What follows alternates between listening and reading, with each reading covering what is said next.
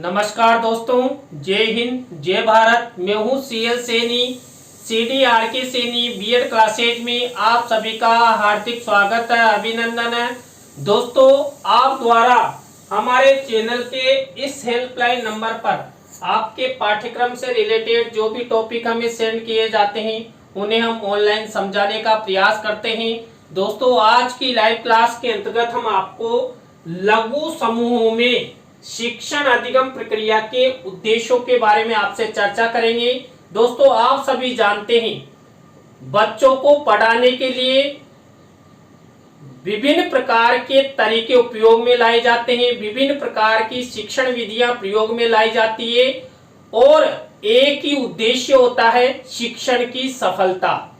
चाहे वो हम लघु समूह शिक्षण के रूप में अपनाएं या वृहद समूह शिक्षण के रूप में अपनाएं, हम ये चाहते हैं कि बच्चों को अधिक से अधिक अधिगम हो, बच्चों को अधिक से अधिक ज्ञान की प्राप्ति हो और उस ज्ञान का प्रयोग बालक अपने जीवन में अपने जीवन के उद्देश्यों को प्राप्त करने में कर सके। तो दोस्तों, आप सब बने रहें हमारे साथ, हमारे इस चैनल के साथ। और दोस्तों, यदि आप हमारे इस चैनल पर पहली बार आए हैं या आप हमारे चैनल की प्रत्येक वीडियो प्रतिदिन देखना चाहते हैं तो हमारे इस चैनल को सब्सक्राइब करें और पास ही बने बेल आइकन के बटन को जरूर दबावें, जिससे हमारे द्वारा जो भी लाइव क्लास चलाई जाती है, वीडियो अपलोड किए जाते हैं तो उनके नोटिफिकेशन आपको मिल सके। तो दोस्तों, यहाँ पर लघु समूह में शिक्षण अधिगम प्रक्रिया के जो उद्देश्य हैं उनमें पहला उद्देश्य है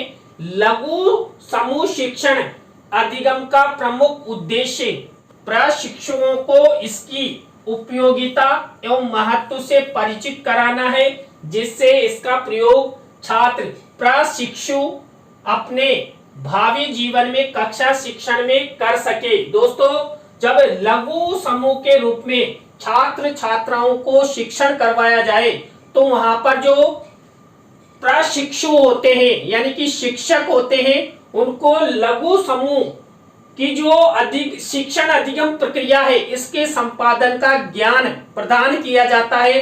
लघु समूह शिक्षण की उपयोगिता बताई जाती है कि आप छात्रों को लघु समूह में डिवाइड करके किस प्रकार शिक्षा प्रदान कर सकते हैं, किस प्रकार उन्हें अधिगम करवा सकते हैं, किस प्रकार विषय वस्तु से संबंधित ज्ञान आप प्रदान कर सकते हैं। लघु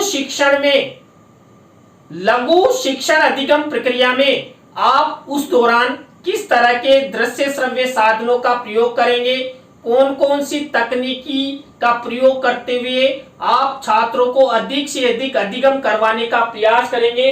तो दोस्तों, इसके माध्यम से जो प्रशिक्षु होते हैं इनको लघु समूह शिक्षण में पढ़ाने का तरीका मालूम हो जाता है। इस लघु समूह शिक्षण अधिगम प्रक्रिया का जो अनुभव उन्हें मिलता है वह उन्हें छात्रों को प्रदान करते हैं और छात्रों के जीवन को सार्थक बनाने में करते हैं। दोस्तों, लघु समूह शिक्षण का ज्ञान प्रत्येक शिक्षक को होना चाहिए, तभी जाकर वो बच्चों को अच्छे से पढ़ा सकता है। दोस्तों, आपने ट्यूशन के बारे में सुना है, जहां पर शिक्षक 1 या 2 या 3 विद्यार्थियों को बिठाकर शिक्षण करवाता है, तो वहां पर विशेष ध्यान रखना होता है। ट्यूशन हर कोई नहीं करता, क्योंकि लघु समूह में 2 या 3 ही बच्चे रहते हैं और वहां पर पूरा समय बच्चों को देना होता है, फालतू बातचीत आप नहीं कर सकते। इसलिए लघु समूह शिक्षण बहुत ही अच्छा है, लेकिन शिक्षक को इसका अनुभव होना चाहिए, तभी जाकर वो लघु समूह शिक्षण में छात्रों को अच्छे से पढ़ा सकता है, शिक्षण अधिगम प्रक्रिया को प्रभावी बना सके तथा इसका लाभ छात्रों को प्रदान कर सके। दूसरा उद्देश्य है इस सोपान के माध्यम से लघु समूह शिक्षण की क्रियाओं का ज्ञान भी प्रशिक्षुओं को प्रदान किया जाता है, जिससे कि लघु समूह शिक्षण अधिगम में क्रियाओं का संपादन कर सके। दोस्तों, यहाँ पर जब लघु समूह शिक्षण अधिगम प्रक्रिया प्रारंभ होती है तो इससे रिलेटेड जो भी क्रियाएं हैं उन क्रियाओं का ज्ञान प्रशिक्षकों को प्रदान करना दूसरा उद्देश्य है। तभी तो जाकर जो लघु समूह शिक्षण अधिगम प्रक्रिया है ये सही से संपादित होगी। दोस्तों यहाँ पर शिक्षक जितना सक्रिय रहेगा उतना ही लघु समूह शिक्षण अधिगम प्रक्रिया भी सही से संपादित होगी। अब टीचर ही सक्रिय है तो छात्र भी सक्रिय होंगे, तो यहाँ पर जो टीचर होता है उसको अधिक से अधिक लघु समूह शिक्षण की क्रियाओं से संबंधित ज्ञान प्रदान करने का उद्देश्य रखा जाता है।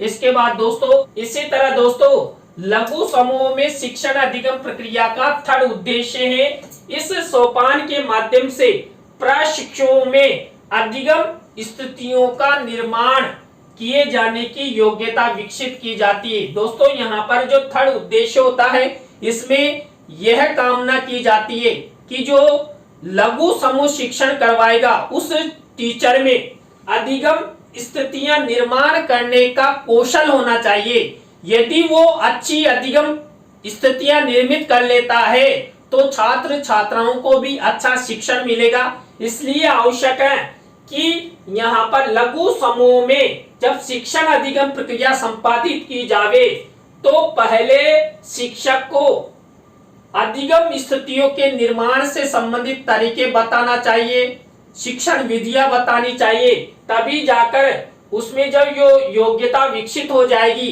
तो वो अच्छे से लघु समूह में शिक्षण करवा सकता है। इस आधार पर सरल एवं कठिन परंतु रुचिपूर्ण गतिविधियों को छात्रों की योग्यता एवं स्तर के अनुसार सर्जित करते हैं। दोस्तों लघु समूह शिक्षण में क्या होता है, जब टीचर को अधिगम स्थितियों के निर्माण के तरीके बताए जाते हैं तो लगता है कि ये कठिन है, लेकिन ये छात्रों के लिए उपयोगी होते हैं। इसलिए शिक्षक को अधिक मेहनत की आवश्यकता होती है, अधिक अनुभव की आवश्यकता होती है, तभी जाकर वो छात्रों में रुचिपूर्ण गतिविधियों को निर्मित कर सकता है और शिक्षण का उद्देश्य पूरा कर सकता है। यदि वो ऐसा नहीं करेगा तो यहाँ पर जो लघु समूह शिक्षण है वो कभी भी संपादित नहीं हो सकता। इसलिए आवश्यक है कि छात्रों में अच्छे शिक्षण हेतु यहाँ पर अधिगम स्थितियों का निर्माण टीचर द्वारा किया जाए। इसके बाद फोर्थ नंबर का उद्देश्य है इसके माध्यम से प्रशिक्षुओं को लघु समूह में शिक्षण अधिगम के प्रमुख आधार व्यक्तिकरण एवं सामाजिकरण की प्रक्रिया का ज्ञान संभव होता है, जिसका प्रयोग वह छात्रों के सामाजिक विकास हेतु कर सकते हैं। दोस्तों यहाँ पर जब लघु समूह शिक्षण अधिगम प्रक्रिया चलती है तो उस दौरान जो टीचर होता है, जो शिक्षक होता है, जो प्रशिक्षु होता है, उसे अच्छी तरह से सामाजिक जो भी प्रक्रियाएं हैं, सामाजिक अनुभव हैं, वो प्रदान किए जाते हैं, तभी जाकर वो छात्रों को अच्छे से लघु समूह शिक्षण में अच्छे से पढ़ा सकता है। और यदि उसे सामाजिकता का ज्ञान नहीं होगा तो वो छात्रों को अच्छे से पढ़ा नहीं सकता। इसलिए आवश्यक है कि टीचर में यहाँ पर व्यक्तिक आधार पर और सामाजिकरण के आधार पर उस प्रक्रिया का ज्ञान होना चाहिए कि सामाजिक प्रक्रिया के तहत बालकों के साथ कैसा व्यवहार करना है, कैसे उनको पढ़ाना है। दोस्तों आप सभी जानते हैं जब शिक्षक द्वारा शिक्षा प्रदान की जाती है तो वहां पर लघु समूह में कई जातियों, कई धर्मों, कई वर्गों के छात्र रहते हैं। उनके सामाजिकरण के आधार पर ही एक टीचर उनको अच्छे से शिक्षा प्रदान कर सकता है। अब देखिए यहाँ पर यदि शिक्षक में अच्छी सामाजिकता विकसित हो गई, उसे अच्छा अनुभव हो गया, तो वो लघु समूह में अच्छा शिक्षण करवा सकता है, अधिगम प्रक्रिया संपादित कर सकता है। इसके बाद पांचवा उद्देश्य है लघु समूह शिक्षण अधिगम का प्रमुख उद्देश्य लघु समूह में शिक्षण अधिगम प्रक्रिया के सभी क्रियान्वयन संबंधित पक्षों से अवगत कराना है, जिससे कि प्रशिक्षुओं द्वारा इसका उपयोग अपने भावी जीवन में करने में किसी भी प्रकार की कठिनाई का सामना न करना पड़े तथा इसका लाभ छात्रों को प्राप्त हो। दोस्तों यहाँ पर पांचवा उद्देश्य ये है कि जो शिक्षण अधिगम प्रक्रिया संपादित होती है, इस शिक्षण अधिगम प्रक्रिया के संपादन हेतु जो क्रियान्वयन संबंधी जो पक्ष टीचर द्वारा प्रयोग में लाए जाते हैं, उनका ज्ञान एक शिक्षक को होना चाहिए, तभी जाकर वो क्या कर सकता है, छात्र छात्राओं को अच्छे से पढ़ा सकता है, अच्छा ज्ञान प्रदान कर सकता है। और यहाँ पर यदि शिक्षक को जो शिक्षण अधिगम प्रक्रिया की जो क्रियान्वयन संबंधी जो भी पक्ष हैं, चाहे सकारात्मक पक्ष हो या नकारात्मक पक्ष हो, उनका ज्ञान होगा तो छात्रों को अच्छा पढ़ा सकता है और शिक्षक को भी किसी भी प्रकार की कोई परेशानी नहीं आएगी। इसके बाद 6 नंबर का उद्देश्य है, इस सोपान के माध्यम से छात्रों पर प्रशिक्षुओं में व्यक्तिगत एवं सामूहिक रूप से छात्रों की गतिविधियों पर ध्यान देना तथा शिक्षण अधिगम प्रक्रिया को सरल एवं प्रभावी बनाने की योग्यता को विकसित किया जाता है, जिससे प्रशिक्षुओं एवं छात्र दोनों को ही लाभ प्राप्त होता है। दोस्तों 6 चरण में क्या होता है, जो व्यक्तिगत एवं सामूहिक रूप से जब छात्रों को पढ़ाया जाता है तो वहां पर शिक्षक को विशेष ध्यान देना होता है। जो शिक्षक होता है ये व्यक्तिगत रूप से भी छात्रों को जानना चाहिए, उनकी रुचियों के बारे में जानना चाहिए, छात्र क्या पढ़ना चाहते हैं, किस तरह अधिगम करना चाहते हैं, कौन सी शिक्षण विधि से छात्र अच्छे से पढ़ सकते हैं, इन सब का ज्ञान एक टीचर को होना चाहिए। तभी जाकर जो लघु समूह है, इस लघु समूह में जो शिक्षण अधिगम प्रक्रिया संपादित की जाती है वो सफल हो सकती है। यहाँ पर इस तरह ये लघु समूह शिक्षण का 6 चरण है। इसके बाद 7वां उद्देश्य है, इस सोपान के माध्यम से प्रशिक्षुओं में लघु समूह के निर्धारण की योग्यता का विकास करना है, जिससे कि वो समस्त स्तरीय एवं भिन्न स्तरीय समूह का निर्माण आवश्यकता के अनुसार कर ले।